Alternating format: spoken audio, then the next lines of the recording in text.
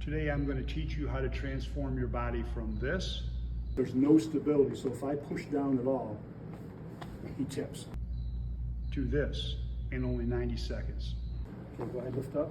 He's not turning as much now, but the stability is unbelievable, and I knew it would be. He's a big man, and there's no way I'm going to turn. Hello and welcome to your introduction to the amazing Chapman's Reflexes. Today I'm actually going to teach you a Chapman's reflex technique. I'm also going to teach you a pre-test and a post-test so you can measure for yourself the amazing difference these techniques can make in your body. But before I do that, let me introduce myself. My name is Paul Dick, and I'm a performance enhancement specialist. And for the past 7 years, I've been a passionate researcher, lecturer, and instructor on the emerging science of some pretty interesting topics, such as wellness, longevity, and human performance. During the same time, I also served as strength and conditioning coach for a number of professional, collegiate, and high school athletes. To get started today, I would like to show you a few brief videos of some of my recent conferences. In this first video, you'll see that I have a man laying on his stomach. I'll then ask him to move his leg into hip extension by lifting it up. Following this, I'm going to check his contractile strength by giving him a glute muscle test. And I'll do this by putting my hand on the back of his leg and with gently applying pressure with 2 fingers, I'll see if he can resist my pressure. What I would like you to notice is that despite the fact that I'm only using 2 fingers, he is unable to resist the light pressure that I give him. Another thing that I would like you to notice is if you look closely, you're going to see a wave of failed compensation patterns go up his back, into his neck, and make his head wobble awkwardly. Watch closely for this because it really is an important factor of what we're doing today. Lift that up.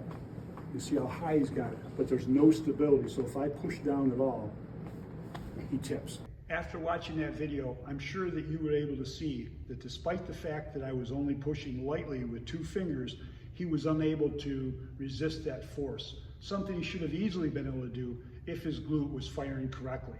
Hopefully you also saw the wave of compensation patterns go up his back. What happened next was I taught him how to apply a Chapman's reflex technique specifically for his glute muscle. Then we retested. This next video that you're going to see is him after applying the technique. This is called a post-test. And I think that you're going to see the dramatic and amazing effect and change in his body. 30 seconds later, maybe a minute later. Okay, go ahead, lift up. He's not turning as much now, but the stability is unbelievable, and I knew it would be. He's a big man, and there's no way I'm going to turn. There's a compensation pattern here. So he's going to lift up. When I push down, got a lot of height, okay, but there's compensatory contractions going on here. As I push down, she's literally locked up, really tight, okay? Very good. In that video, you saw not only a lack of strength, but you saw an extreme compensation pattern where the back was so locked up the person almost tipped all the way over. I might add that these techniques are only being used for 30 or 60 seconds on these participants. So the results are immediate and very substantial. If you're a trainer or a physical fitness enthusiast, I want to ask you right now, are your glute activation techniques this quick and this effective? So after 30 to 60 seconds of applying the technique, this next video you're going to see the woman, we're going to go through the same post-test, and you're going to see a dramatic effect. This very, very strong compensation pattern is going to be completely gone, and her strength is going to be completely reinstated. And she didn't have any strength. 1, 2, 3. Yeah, girl. And no, I mean, look, hey, she's really going, and there's no tip at all. At this time, I'm going to invite 2 of my partners, Zachary Dick and Caleb Quinn, to help teach you how to administer the muscle tests. So now we're going to walk you through an example test. The person being tested is going to lay on the floor while the tester will kneel beside them.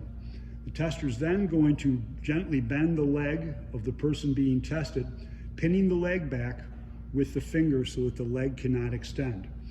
Then the person being tested is going to use their glute to lift their leg into hip extension. Once that leg is up there and they've gotten it as high as it can, the tester will then go down and measure this leg, go further down on the thigh, not up in the hip, okay? And we'll measure the mobility or range of motion for that glute test. After that, the tester will put their hand on the hamstring of the person being tested. They're going to lean in and push down after giving a cadence of 3. So 1, 2, 3, and they push down, and that would be a failed test. Another thing that we might see would be tipping. So again, looking for this when we're going through, the person would lift the leg back up. As the tester pins it back, they would give a cadence for 3, 2, 1, they push down, and the participant would tip. And that would indicate a compensation pattern using the lower back. Now it's time to learn the Chapman's reflex technique for the glute. And I promise you, the technique itself is almost as crazy as the results you've been seeing. But before we do that, I want to quickly, deeply emphasize the importance of taking a pre-test before you apply these techniques. You simply cannot realize the full and dramatic effect that these techniques have on your body if you have not established a baseline through a pre-test. So I urge you, take the pre-test, then apply the techniques. You can lift your leg up behind you, but it's going to be very difficult with your leg behind you to see or realize the range of motion that you may have increased. Without a person there to push down on your leg, you won't be able to realize the contractile strength that you've gained. And if someone's not pushing down on your leg, you obviously will not realize the tipping that you may have from a compensation pattern involving your lower back. So please, take the time, be patient, do the pre-tests, and be amazed.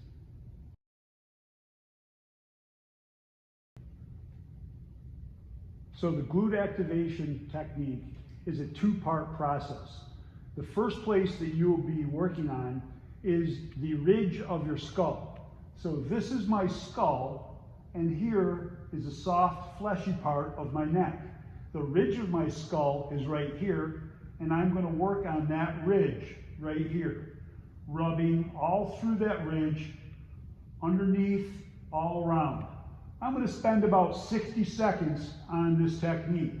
After I'm rubbing on the ridge for a while, I'm going to use my fingers almost like windshield wipers so I can get the flesh on my neck right up through to the ridge of my skull. Again, really important that you just go to the right general spot. Here is my skull, here is the flesh, and it would be my neck, the vertebrae, okay? But my skull ridge is here, and then there's fleshy part where it would be on my neck. I want to rub through both those areas, spend a good minute, minute and a half. It's your first time doing it, and work through that area. I think you might find it actually quite soothing.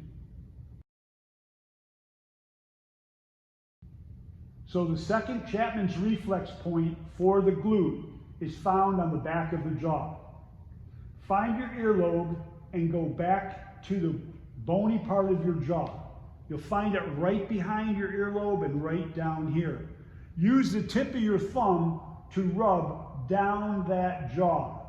Actually try to work in behind that jaw if you can, rubbing the whole length up and down. Start from the ear all the way down, again, using the tip. Do this for about 60 to 90 seconds. There may be a little discomfort as you're doing it, but if you do have discomfort, it means you need to spend a little more time. Don't crush it, don't cause pain, but it will need to be rubbed out. When it's done together, it would look like this. Again, rubbing down the back of the jaw, just behind the earlobe and down, almost as if you are pushing your jaw off the front of your face, rubbing and pushing in forward.